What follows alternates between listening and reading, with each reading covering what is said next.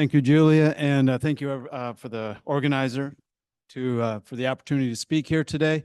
My title, when I put it in, it's probably going to be less about actually quantification because I realize a much more general, broad audience, and I'm going to focus more on just kind of the background of this issue of protecting usually nature-based solutions for Biscayne Bay. So we all know tremendous risk ever increasing from natural disasters, provides a large economic incentive to do something to protect coastal infrastructure and coastal communities. And that is, this is one option, right? Protection. This was the Corps of Engineers plan. I'm sure you've all seen this plot about what they would suggest for Miami-Dade County. Fortunately, with a lot of great leadership locally, we rejected that plan and are now in the process. The new plan is out and out for review that would likely not do that. But okay, so then what is the alternative to that if we wanted to provide the kind of protection that we know we need from these really intense events that we're going to get? Could be this summer, could be, 2 years from now, hopefully not for a long time. And that is using layered solutions where you have a combination of different strategies that protect through a series of defenses. And those can include nature-based solutions as well as hybrid solutions. And hybrid by meaning a combination of engineered and natural systems.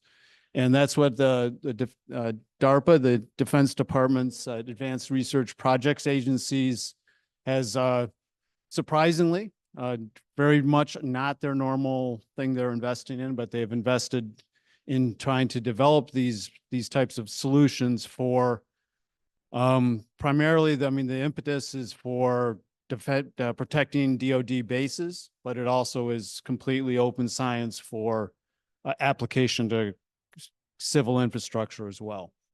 And the X-Reefs program, which is one of these that is at the University of Miami. We had one of the 3 programs, and collaborative work with multiple institutions. You see, it's probably a little hard to see, but including several of our other partners here, FIU, UF, as well as other institutions around the US and world.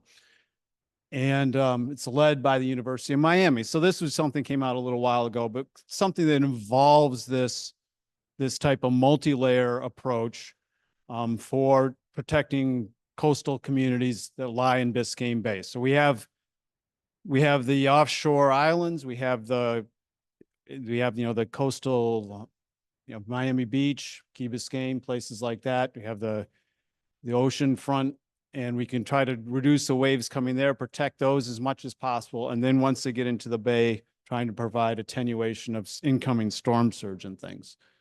So and this gets to the quantification part, in order to validate approaches, the key thing is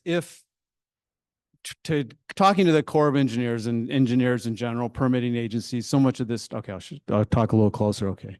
Talking to all these folks, there is a real need because the engineers, planners, all that, they want to have concrete numbers to rely on for how much you're going to reduce the waves, how do you do compared to traditional approaches, say a seawall? How do you do compared to a jetty that is built out of riprap? So one of the things we're doing is working within our laboratory system. This is a SUSTAIN laboratory at the University of Miami, where we can generate really intense hurricane force conditions and try to quantify these approaches, which is key to getting them permitted, quantify the wave reduction benefits of these approaches, and as well as look at other things like structural design and stability. And so we can generate Category 5 hurricane force winds, look at waves coming in against these things and see how they do. Now, one of the things that Diego Lerman, who spoke earlier, asked us when we were in this kind of multidisciplinary team things, he says, so how do we actually know that the structures we're proposing have particular benefits? And in particular, one of them is the Sea Hive here, which is a hexagonal, basically, you'll see a little bit used as a replacement for, or as a way for traditional approaches for submerged breakwaters or seawalls and things like that. And we through the design work we did with this structure, we found that the certain arrangements of perforated holes in these structures do a surprisingly good job of reducing the wave energy. And Diego said, how do we know that, or what is going on? What do the holes do? And this is just a really cool picture from the lab, I think. As a fluid dynamicist, this is really exciting. Of the vortices, of a wave going over these perforated structures, sucking vortices down into the water that then cause, I don't, if anybody's seen dolphins blow ring vortices with that stuff, it's really pretty cool. But they get sucked through the holes, and those create ring vortices that interact with the waves, break them down into turbulence. And that allows that reduction of the wave energy without breaking or reflecting. And that is really the key to a lot of this is, so how we can take the energy out of the waves without bouncing off, which is what a seawall does, just a strict sheet pile seawall. Or if you break, then you're getting rid of the energy, but you also have it going into different frequencies of energy. Lower can cause more flooding if you don't do it right. So as examples of structures that we're looking at with this is with something as a base for a coral reefs offshore. And as another example would be essentially fronting a seawall as a replacement for, a pile of rocks, riprap. And again, what we're competing with here is designing these things to say, well, what's the advantage of this over the pile of rocks, right? The riprap. And the thing is that we can do a lot with designing these things, engineering these things to host these natural systems, as well as perhaps you can imagine along some of Biscayne Bay's seawall line shores, these things could be packed with different types of elements to remove some of the toxins that we're talking about, or trying to filter phosphorus, things like that. These are some of the options, a lot of stuff on the table for that. And as a part of this, we're putting stuff in the water. Again, key to was testing in the laboratory and then moving out into the water and getting the first of these systems actually there, where people can look at them and say, or can observe how they are performing, whether they're meeting the standards for wave attenuation. So we have 3 different places where we have the sea hives out in the water. One is up in North Bay Village, has a short section of seawall in front of sea hives in front of a seawall. Up at Pompano Beach and in Wahoo Bay, which is a development in Hillsborough Inlet, there's a significant use of these structures as a replacement for riprap and holding mangroves. And then off of Miami Beach, we have the DARPA test bed. So this is what we did there. We put these out in the water. And one of the key things, again, these are meant to be hybrid things. So they have biology and they have the engineering function. So, I as an engineer, we like to think, it's much more, calculations and all that. We can figure all this stuff out. But, I have a lot of respect for people to try to deal with the biology, because there's so many variables, so many interactions between different things. It's really complicated. And so one of the main points of putting this out in the water is to understand how the biological communities are going to respond and how we can enhance the things we want to do. And so these are out in the water for about a year now. They were put out in last March, a little over a year. And they're obviously great fish aggregation devices. That was pretty obvious pretty quick. But it's looking at how the algae colonize them, whether we can get the corals to grow and get out, and how we help them outcompete the algae and the barnacles and all the other stuff that wants to do that, how we keep them from getting eaten by parrotfish, whatever, all these kinds of complicated questions. And it's out there in the water being tested right now. And then this is at Wahoo Bay and Hillsborough Inlet. And here we have these as mangrove planters, which I think is pretty cool. So this was designed with one of our mangrove ecologists, Rafael Araujo, as trying to figure out, okay, what is the right water level we do it? How do we have the right substrate in between these things? How do we design a little holder for the mangrove so it has a chance to grow? And so this was just put in over the summer, or in the spring, a little bit a while ago. And so hopefully we'll get a chance to learn a lot from that as we move forward. And there, I guess no questions. So hopefully we'll have some time for Q&A at the end. Next, I'm really happy to welcome up Kaylin Joseph, a master's student at the University of Miami. Thank you all for coming today. My name is Kaylin Joseph, and I'm a master's student at the Coral Reef Futures Lab at the University of Miami Rosenstiel School. This talk today is part of my master's thesis. I'm looking into differential bleaching patterns that we're seeing throughout Miami-Dade and the Upper Keys and looking at different factors that could be affecting that. All right, so to start off, Florida's coral reefs are incredibly important. They are the only reef system in the continental United States. They generate millions of dollars in tourism annually. They provide millions more in coastline protection per year, and they provide habitat for a variety of species, including commercially important fish species. However, Florida's corals have been on a steady decline due to a variety of environmental and anthropogenic disturbances.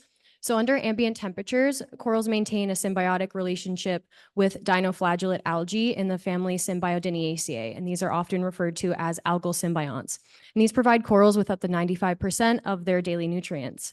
However, temperatures just 1 degree higher than the maximum monthly mean for that reef can result in heat stress accumulation that can lead to a bleaching response. So bleached corals can recover if the stressor is alleviated. However, if corals remain too hot for too long, they can either die through starvation or through heightened susceptibility to other stressors such as disease. So due to unprecedented thermal stress that we've been seeing throughout the past few decades, coral bleaching is now thought to be a main driver of coral reef degradation throughout the Caribbean. So the colored lines at the top of this graph indicate sea surface temperatures of Paradise Reef, which is just outside of Key Biscayne over the last few decades, while the lines at the bottom represent degree heating weeks. And degree heating weeks are a cumulative measure of thermal stress corals experience over a 12-week period. They start to accumulate once you reach the bleaching threshold at 1 degree centigrade higher than the maximum monthly mean, with bleaching expected to occur around 4 degree heating weeks and mortality likely at 8 degree heating weeks. So the gray lines on this graph represent 2023. And as you can see, the degree heating weeks that we saw last summer towered over anything that we had seen in the past, topping out at about 14 degree heating weeks for Paradise Reef. So by middle July, we were seeing heat stress that was as high as the peak of 2022. So it warmed up very quickly and stayed warm for a very long time. And as a result of this heat stress, unfortunately, these are a lot of the views that we saw on Biscayne National Park's corals. Using data from the Disturbance Response Monitoring Program from the Florida Reef Resilience Program, I was able to look at coral bleaching data throughout 2023. And here we can see that almost half of Biscayne region's corals were reported as bleached, with nearly 4 times as many healthy corals in Broward and Miami as there were in the South. And this data corroborates observations that we saw from the field, where severe bleaching was seen in Biscayne and the Upper Keys, with only a small proportion either bleached or pale in Broward and Miami, despite seeing similar heat stress in these reefs.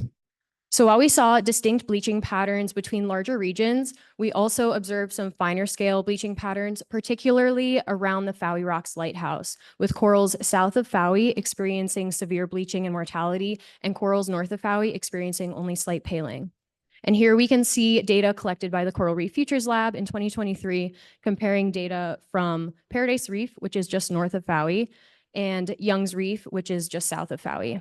So these two reefs are only 6.5 miles apart.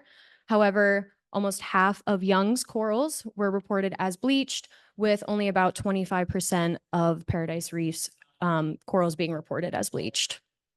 And in addition to being very close together, both of these reefs also experienced very similar degree heating week and sea surface temperature patterns.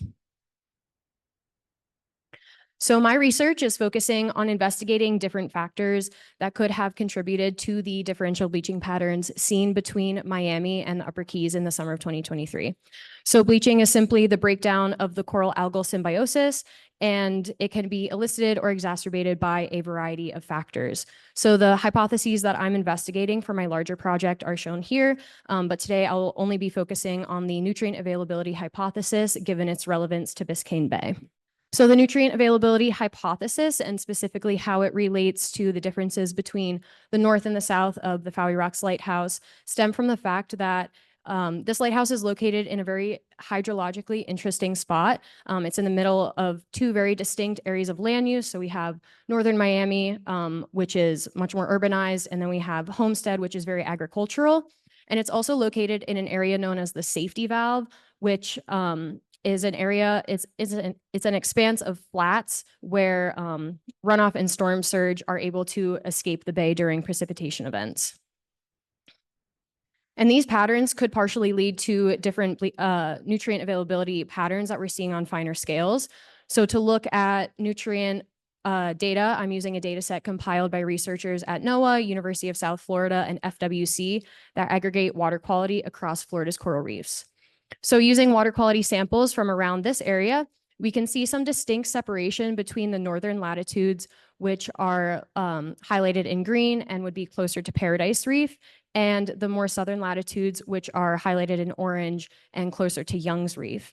And we can see that these northern latitudes associate more with phosphates, and the southern latitudes associating more with organic nitrogen.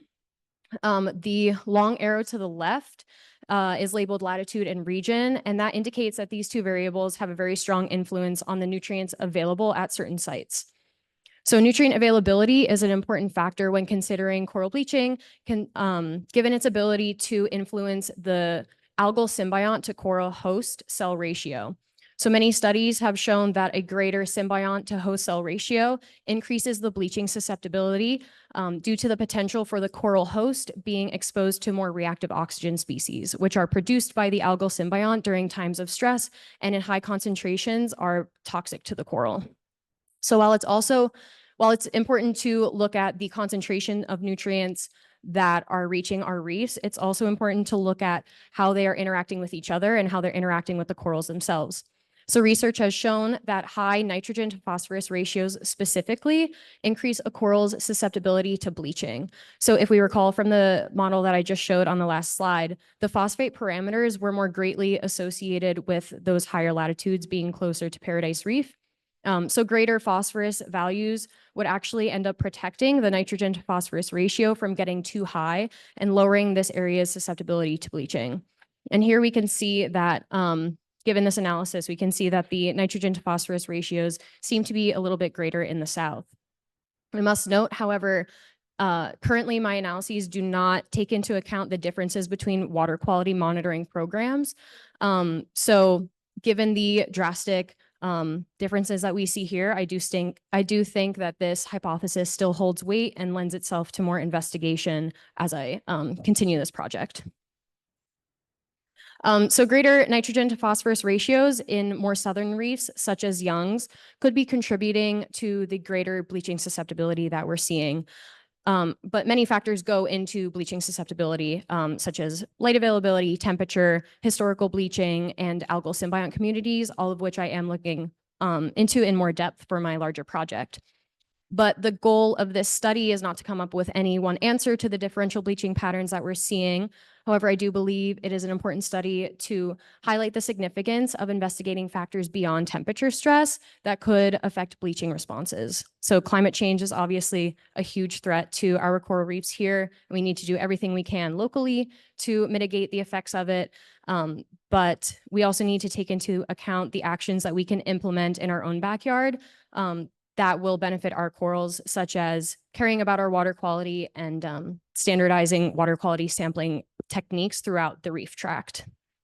With that, I would like to thank Dr. Andrew Baker, my advisor, and the rest of my committee, Dr. Diego Learman and Dr. Brian Walker. I would also like to thank the Coral Reef Futures Lab as a whole, but more specifically, all of the members that helped with the bleaching surveys from last summer.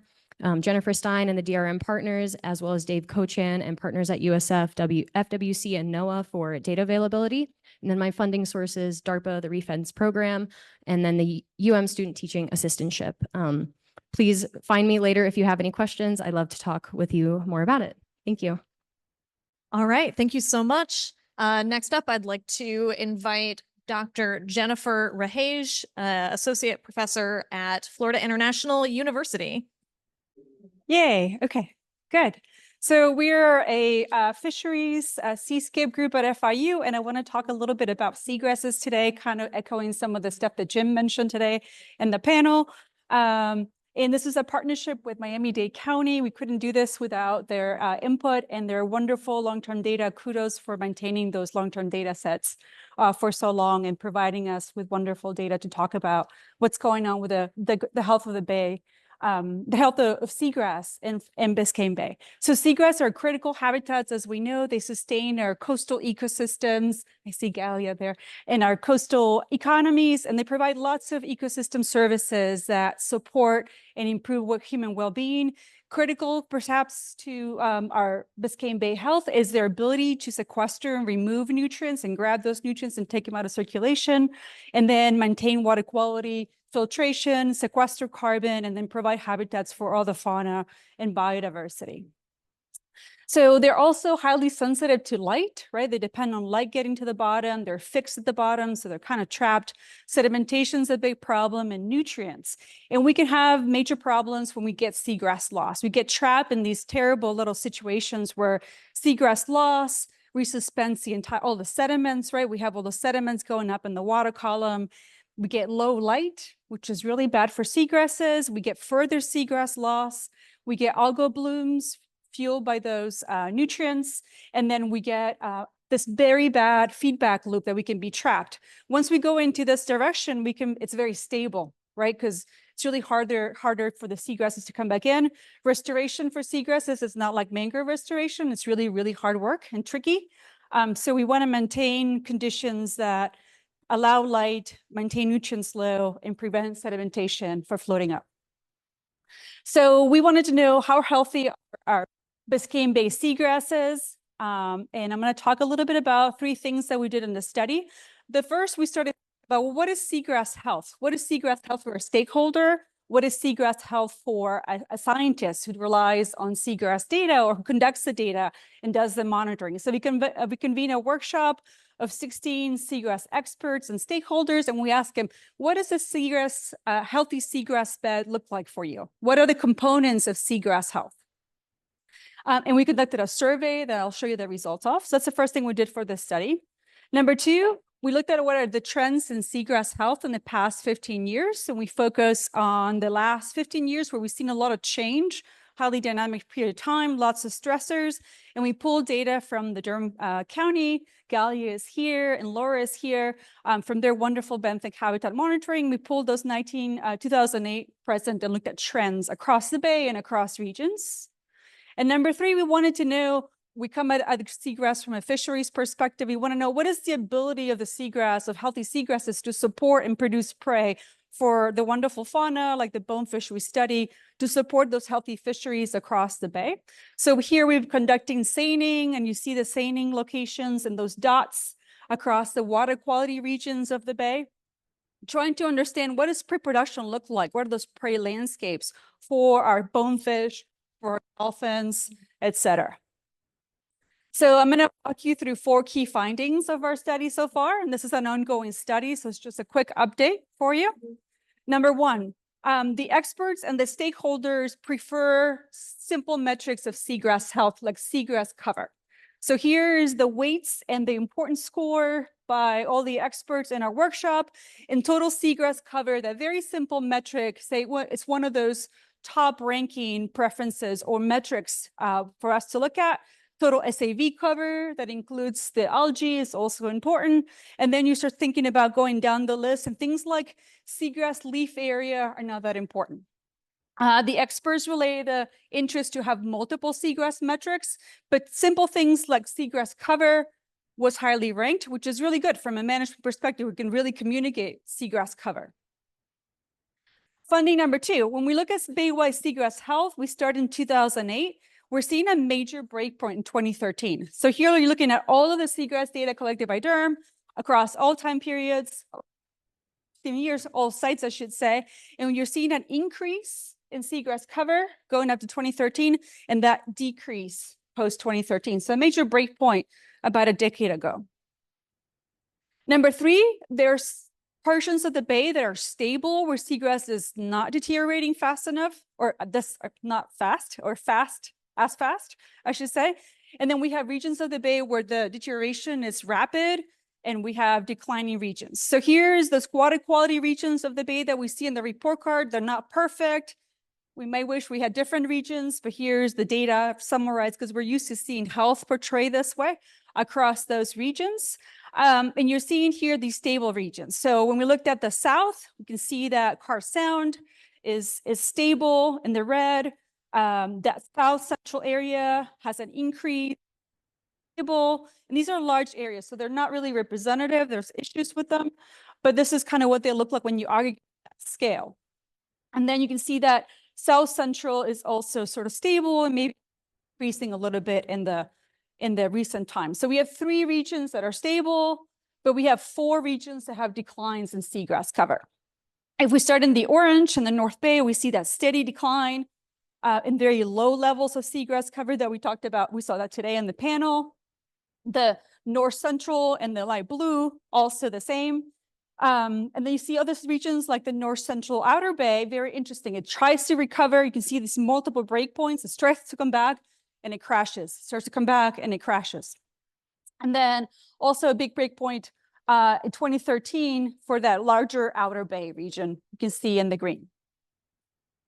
Number 4, prey production varies across the regions. And you can see here on the one side is the biomass, or excuse me, it caught in those nets across the bay. And then we can see the richness in the other side in the tones of orange.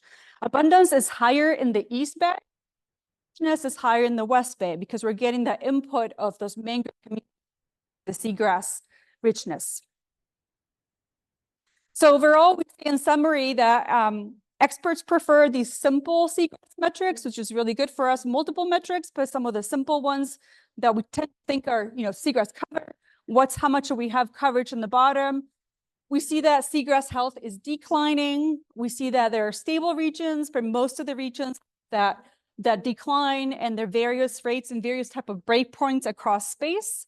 And that regions vary in prey production. Some of them have richness in the coastal area, and we have to go east to get the high abundance.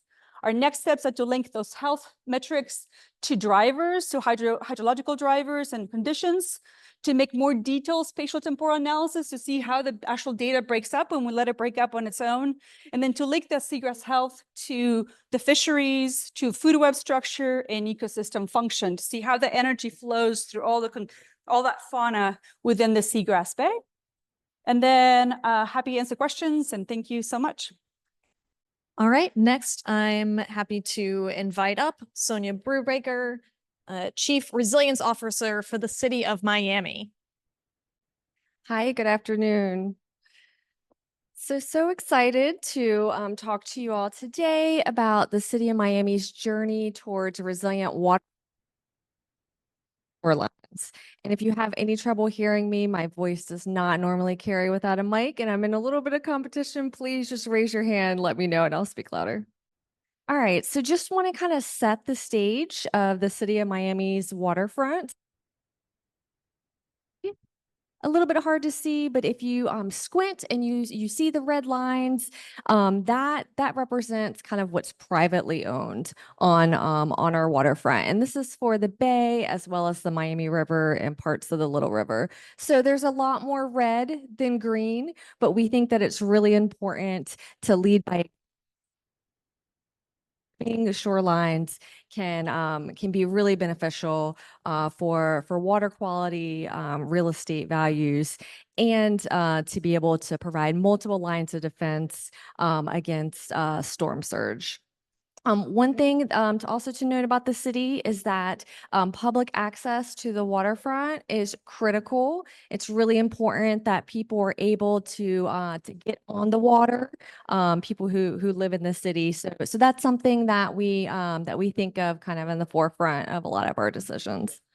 So how are we doing this? Well, we applied and were awarded a grant from the National Fish and Wildlife Foundation to develop a plan for our resilient waterfront. And so what we wanted to do is we wanted to say, hey, okay, how are some ways that we can bring in some nature-based designs and really look at real places within the city? You know, it's important to note that that the places that we looked at, we wanted to be realistic and kind of representative, but they're not final plans. We do have plans that you'll see within our guide.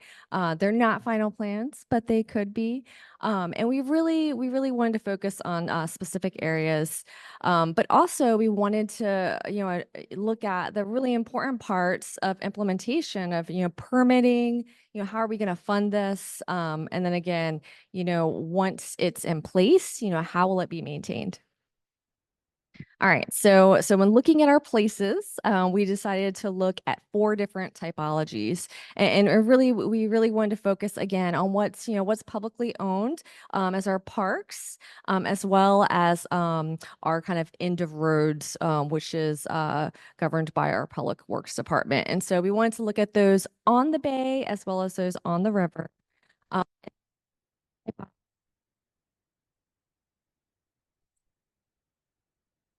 different options. So um, from kind of simple to more into more kind of incorporating nature. Again, these places are real places. They're not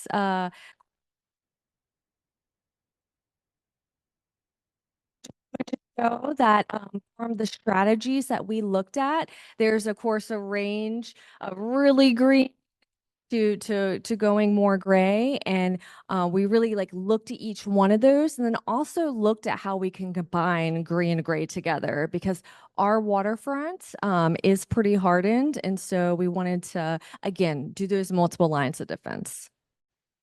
So we also looked at kind of combining these different strategies into those options that I talked about. There's 3, well, most of them have 3 options.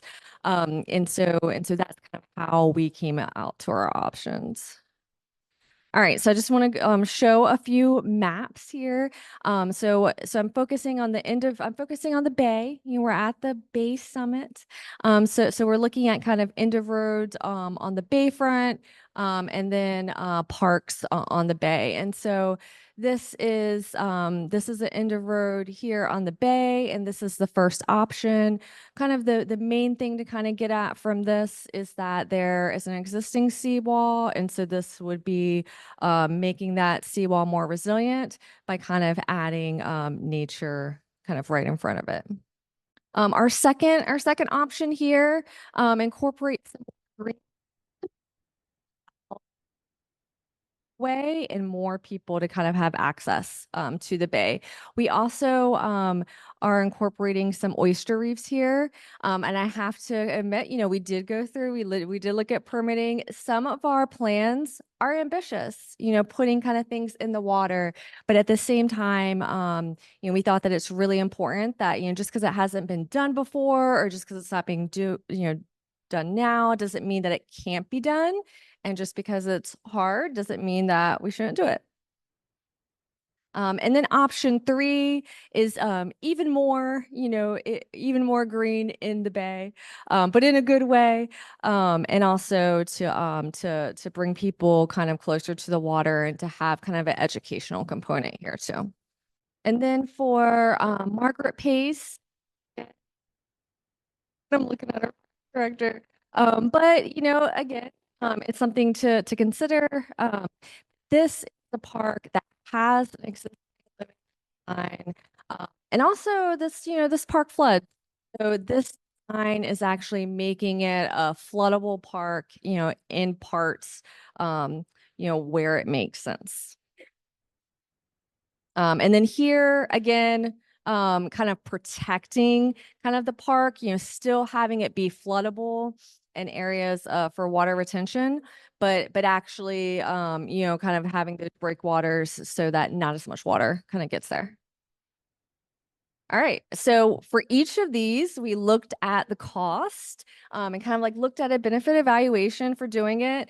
And we found that, some of the more nature-based alternatives actually cost less. So, something to think about. And then, one of kind of the biggest things that, we thought was really important is to say, okay, like how could we do this? How could we get done? And so we met with permitting agencies, we met within the city, we met with the county, we met with the South Florida Water Management District, and we met with the Army Corps to say, okay, if we wanted to do these really ambitious, option threes, and option two, like what would that take? And, one, can we do it? Two, what would it take to do?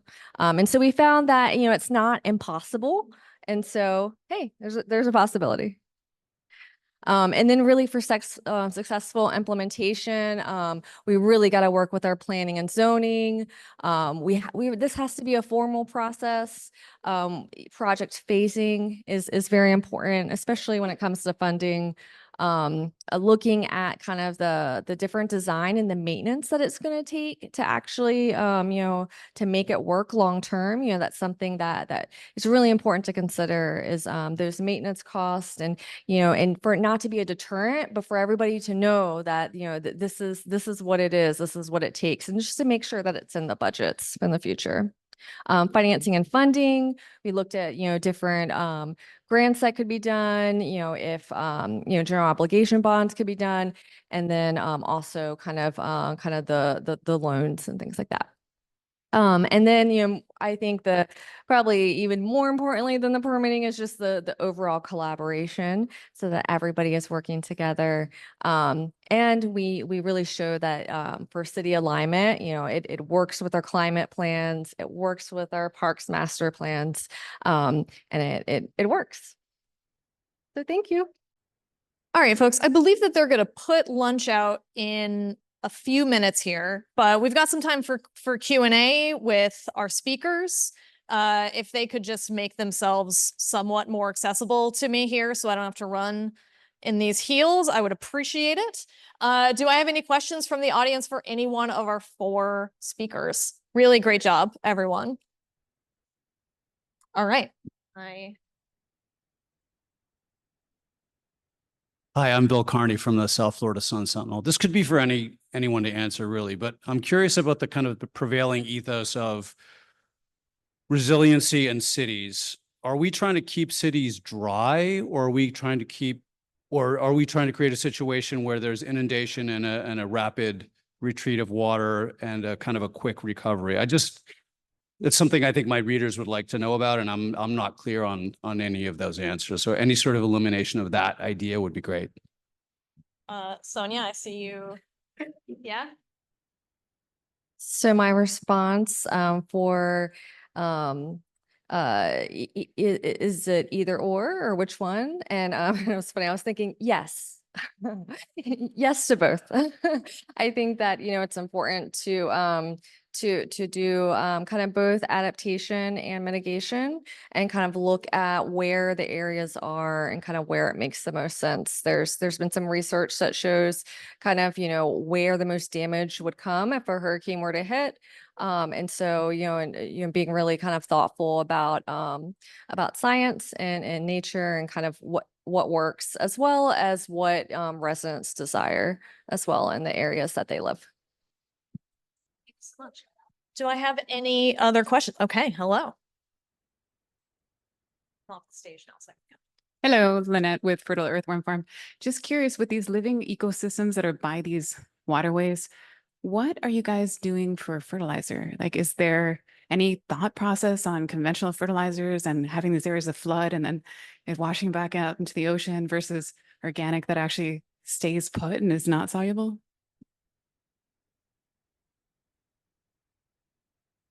Yep. Well, the city of Miami, as well as the county and other municipalities, have a fertilizer ordinance where there's a prohibition period to put down fertilizer at certain times of the year. We are in that time right now, and so we do a lot of communication and marketing on that so that people know when you can fertilize and when you can't. And for our areas that are, kind of living shorelines, we're really kind of trying to think ahead of, okay, let's use native plants, let's use, flood tolerant, plants, let's use, basically a lot of the plants and materials that are within our city code that really look at, what's the best to use so that fertilizer doesn't have to be used. Got one back here that beats you to the punch. We're gonna do one more question, and then after that, I'm gonna say take a break, but please track down the speakers that you'd like to ask questions at some point. So you just mentioned about the fertilizer ordinance. I'm curious, how is sort of administration or punitive associated with looking after that? And has anyone been fined for breaking the ordinance so far? Sorry, falling down on the job. There you go. So the ordinance is pretty new, and so we're really focused on kind of the education and outreach. But we have kind of our senior expert staff member who is working on this, Tim. So I want to bring Tim up here to talk about all the work that you're doing to let people know about this ordinance. This is Tim Kirby. He is in the Office of Resilience and Sustainability. I'm sorry, Tim. I saw you back there. So to answer your question, again, as Sonia has mentioned, a lot of it is about education, because all of us in this room know what fertilizer does to our waterways, but the average resident does not. And so we have to figure out ways in which how can we first educate our residents, and that's working with partnerships with the county, working with, for example, our fertilizer distributors. For example, last year, the county was able to have work with Lowe's and Home Depot, which are some of our biggest distributors of fertilizer, to in their stores put up signage where the fertilizer is, letting residents know that we're currently in a fertilizer blackout period. We worked with Lowe's to change out their fertilizer advertisements that's happened on TV to much more, other advertisements. And so what we've been first working on is like educating the public about the impact of fertilizer. And then from that point, working with our code compliance departments and things like that, because when it gets into the individual, especially residential components of fertilizer enforcement, it is much more difficult. And so the other piece of that is when it comes to actual applicators, we're working on, because there's a requirement that they must have training in terms of the UF IFAS, fertilizer, their program that teaches them how to do Florida-friendly applications. And that's a requirement that's for them when they go to renew their BTRs. And so there's a lot of little small steps. First, working in conjunction, the big piece being the educating the residents, because we think our biggest impact is that if every resident knows, and in every single space that we have, in order to educate them about the impacts of fertilizer, that can very much bring down, the overall use, and we don't have to resort to punitive measures overall, in order to, save the health and save our bay. So, thank you. All right. All right, guys, thank you so much. Let's have another round of applause, please, for our speakers.